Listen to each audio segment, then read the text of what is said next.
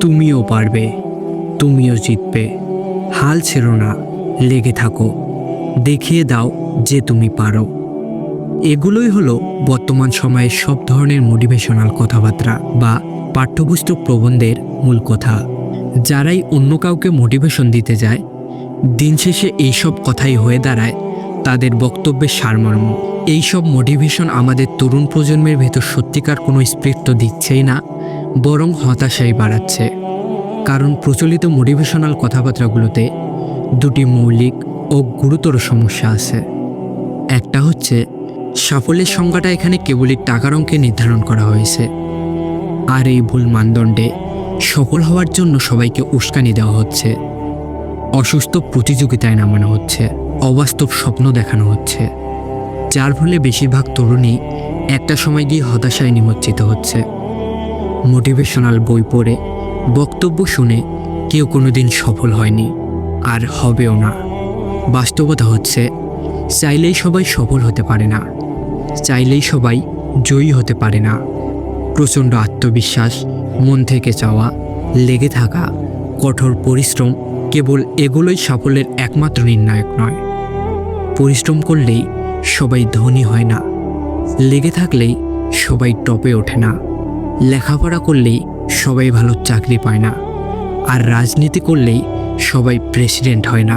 আপনি একটা ক্লাসের সব ছাত্রকেই বললেন তোমরাই ফার্স্ট হবে, তোমাকেই ফার্স্ট হতে হবে, ভালো করে পড়ো, অথচ বাস্তবতা হলো মাত্র একজনই ফার্স্ট হবে। আপনি যদি শুধু ফার্স্ট হওয়াকেই সাফল্য বলেন, তাহলে কি বাকি সবাই ব্যর্থ? আপনার এই মোটিভেশন দিন শেষে বেশিরভাগ ছাত্রর মনেই হতাশা বাড়াবে।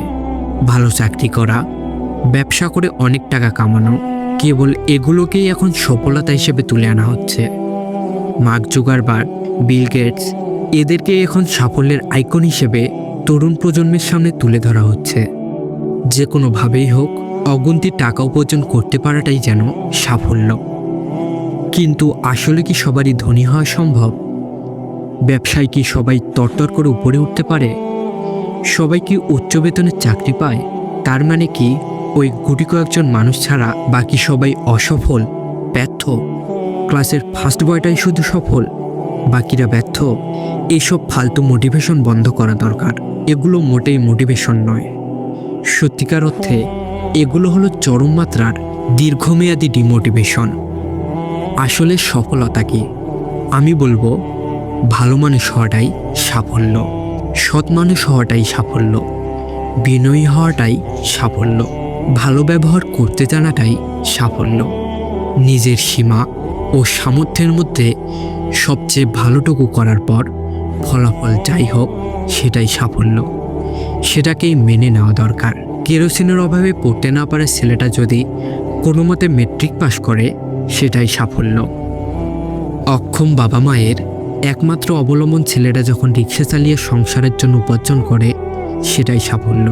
বাবা মা যে ছেলেটাকে গ্রামের ডিগ্রি কলেজে ভর্তি করেছে, সেটাই সাফল্য।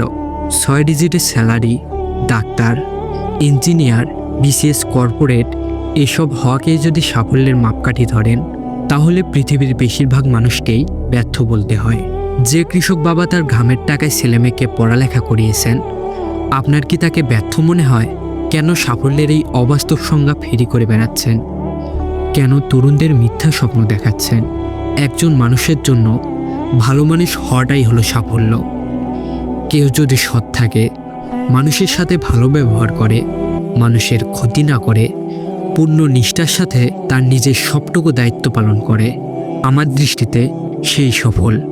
সে যেই হোক, মুচি, রিক্সাওয়ালা, শ্রমিক, ব্যবসায়ী, অফিসের দারোয়ান, বাদাম বিক্রেতা বা ওই গরিব ছেলেটা।